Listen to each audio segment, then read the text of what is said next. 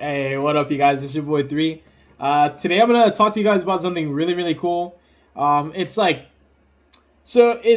kind of a controversial topic because it's something that the community sometimes has an uproar about, and it's about the difference between these two cards and the quality that there is between them.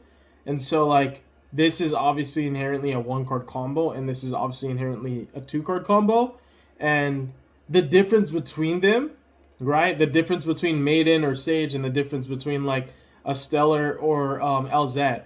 And the reason why people opt to play the one that's on my left more than, right? I put it back, but the one that's on my right. And so there's a strength and an inherent flaw that people try to find between a one card combo and a two card combo. With the one card combo, the strength is that if it actually resolves, it will take less resources to utilize. And the name of the game in Yu-Gi-Oh! Is actually just efficiency and consistency. And so, you want your deck to be able to do what it's supposed to do at all times, but you also don't want the investment to require more than one card, which is just an unrealistic standard that Yu-Gi-Oh! Has progressively made worse. Konami's it starts with them, which is inherently not a flaw in card design, but that contextually the quality has been on the upper echelon, which has led to power creeping. And basically at this point the standard's so high that they can't deviate from the trajectory that they're heading. They have to continue developing cards with this design, where cards are part of an archetype that's developed to basically sustain a one card combo and an engine that provides consistent follow-up that you don't really have to do too much work for, or even thinking sometimes. And the reason why people opt for one card combo decks is for the obvious reason. The engine's going to be more compact, is going to take less in the deck building composition, that I can have 15 to 17 engine pieces and run 23 or 24 non-engine pieces and it works. Where a 2 or 3 card combo deck needs more cards to play, which means you need to actually inherently tuck more engine into your deck. Otherwise, you won't draw 2 playable cards because you need basically 2 engine pieces to play. And now we're going to talk about the difference between the two, where because of how the format is structured, where a one card combo deck just doesn't even really work the way that it's supposed to. And that's for the simple fact that one card typically does not beat one hand trap. And so if you want to play competitive Yu-Gi-Oh, everybody's comboing with 2 and 3 card combos. That's just what it is. Don't forget to subscribe to my channel. Definitely run me my likes because I know you're gonna like it. And yeah, you guys, honestly, it's just funny because we all you know good and damn well, bro. Don't sit here and lie to me and tell me that everybody's comboing off with one card. They're not. Every time you introduce a hand trap into the equation, if you don't have another engine piece, you're not comboing. So what happens is you have a one card combo deck that isn't comboing with one card anymore. And so I'm going to get even further into it and explain why it's not that bad to play a 2 card combo deck as opposed to a 1 card combo deck. I think 3 card DDDs, you know what I mean? I don't know, bro. At that point we just seclude, the non-engine. So yeah, if I play Raizio and I normal ice and it gets imperm, veilered, ashed, you name it, right? If I don't have another engine, my 1 card combo lost to 1 card. But if I drew X or Sword, then it's a 2 card combo now, inherently. And if I commit to my ice and I do my play, right, my 1 card combo goes off, then I do have 4 extra cards to back it up with, which is where 1 card combos shine, because you will have 4 other cards, which inherently means you have more options. So 1 card combos don't always lose to 1 hand trap. For example, 1 ice doesn't lose to 1 ogre and 1 mourner, but 1 ice can lose to 1 veiler, imperm, or ash. 1 ice can beat 1 Nibiru, and 1 ice can beat a Fualos, and also can beat a Purulia, and doesn't really care about a lot of other hand traps. And so it's specifically a designated kind of criteria of hand traps where 1 card will interact fairly well with another 1 card. So it is contextually different, predicated to what interaction it is. Ice will beat Nibiru by itself, right? It's crazy. 1 Dormouse will beat Nibiru by itself. 1 Dormouse will beat Ash Blossom by itself. 1 Dormouse will always trade Dude, it's an even trade with Ice Rizio versus Droll, but one Dormouse will just not care about Shifter, won't care about Droll. It won't really care about Ash, but it does care about like Imperm, Valor, and Ghost Ogre, right?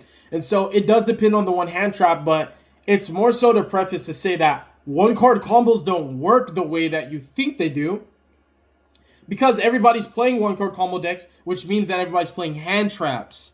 And because of that, your one card combo, it just doesn't work the way that it's designed. Like, you're basically supposed to play solitaire. If you don't ever want to have to 2-3 card combo in Modern Yu-Gi-Oh, you just basically, it has to be like a board breaker format, or your opponent just didn't draw any hand traps. And so that's what's funny, like, you know, this inherent flaw that people see in like a 1-card combo deck versus a 2-card combo deck. Because here's how I see it: 1-card combo decks never combo with 1 card. If you're comboing 1 card, then you're playing solitaire, which means you're already in a winning position, which means technically it could have been a 3-card combo deck and it would have been the same result because you're playing solitaire, so there's no interruptions to play through. The thing that I look at always is like with Malice, if I get impermed on Dormouse and I draw a Bestial, I can play 10 Bestials to pair with my, 12 to 13 Malice cards, which is crazy strong because I will inherently beat the one hand trap my 1-card combo does lose to by factoring in another card. But guess what? Now it's a 2-card combo, so it's no longer the same thing, right?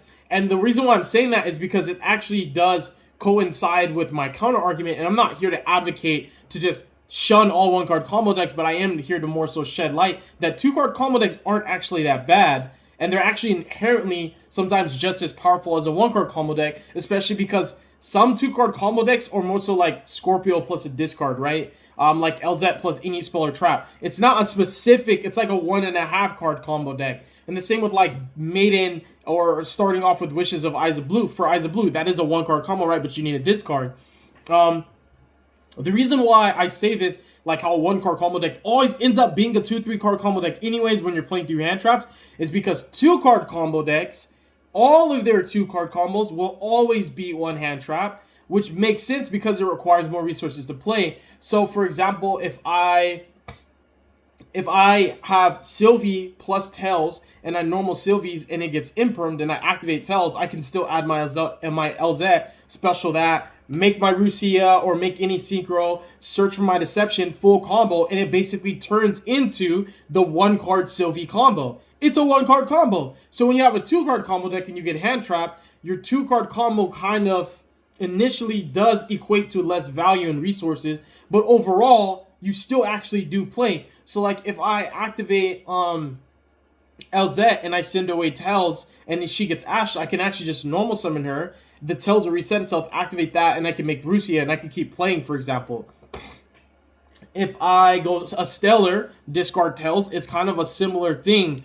And there's obviously a lot more 2-card combos. There's like literally just a normal summon plus an extender. But the beauty with like 2-card combo decks is, depending on it contextually, is oftentimes you need 2 cards to beat that combo. And it almost equates to like the same economically, right? Ice and X trade with 2 hand traps.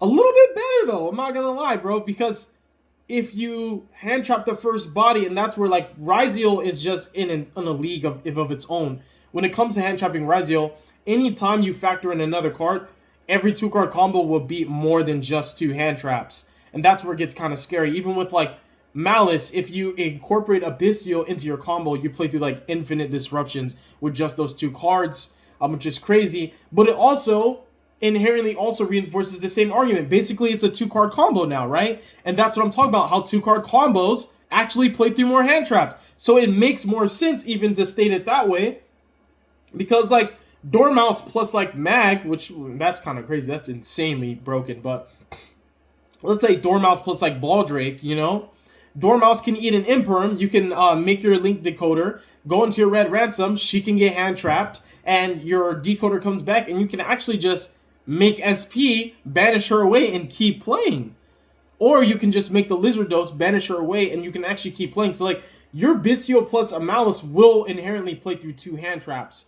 Ice and X will play through 2 hand traps easily. If they hand trap you on Ice, you summon X. You don't want to hand trap the X now unless you have a third one, because now you want to wait for Duo Drive. So if they go X, search Sword, overlay into Duo Drive, you imperm them, they will stop unless they have another name, but they have follow-up now. So I want to say like Malice's 2-card combos are sometimes better than Ryzeal's 2-card combos if you hand trap Ryzeal incorrectly. If you hand trap Ryzeal correctly and just don't hit anything but dual drive, they'll always be able to play through multiple hand traps easier. But if you hand trap the bodies and put them on better habit, Malice's 2-card combos are better. And I say White Forest just for example because White Forest is a kind of a up and trending deck, and it's one of my favorite decks because it's the same thing like when I play Memento. If I have like Memento Witch plus Goblin Breakout, if I summon her and she gets imperned and I chain Breakout, tribute her for cost, and they ash the Breakout, which will resolve to add Horsey, and Horsey is going to combo by itself. And so it's interesting that like we as a community are kind of so spoiled and have gotten so used to the quality of cards that Konami releases that we in turn think that if a deck needs more than one card to combo, it's bad. But I think that if your deck can't combo with more than one card, it's bad. Because every 1-card combo will always fall to 1 interruption. So in reality, when you think you're playing a 1-card combo deck, I'm just saying it to just be blunt with you.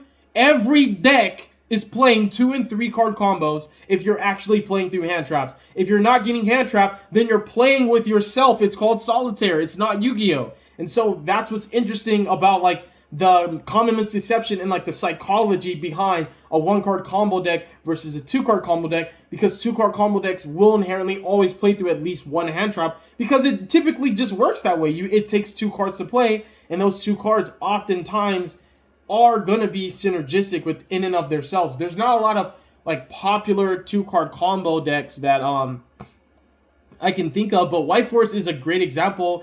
And I think probably the strongest 2-card combo, in my opinion, is Sylvie Tells. It's just inherently, basically, is just the same combo as Sylvie, but it eats an imperm on the way. And like Ice plus X is the same as X by same as Ice by itself. It just eats an imperm on the way. And so that's where a 2-card combo, you can see the difference in quality, because that's how it works, bro. Pair engine with more engine, and it's a 2-card combo. It doesn't matter that the 1 card can combo by itself if it can't resolve. I'm just saying, bro, and that's all I really wanted to say. Thank you guys so much for watching this video. I really hope you enjoyed it. Let me know what you think in the comment section down below. Pretty much, hashtag every deck is not a 1-card combo deck. It's an illusion. It's a myth. You're lying to yourselves. Nobody's comboing with 1 cards unless they're playing solitaire, bro. I'm telling you right now. There's an abundant amount of infinite hand traps. There's decks playing 18 to 21 non-engine. Nobody's playing with 1-card combo, bro. Everybody is playing with extenders, cross-outs, call-bys. Anything you add to that 1 card, it's no longer a 1-card combo. So stop lying to yourself. Thank you guys so much for watching. Deuces as well.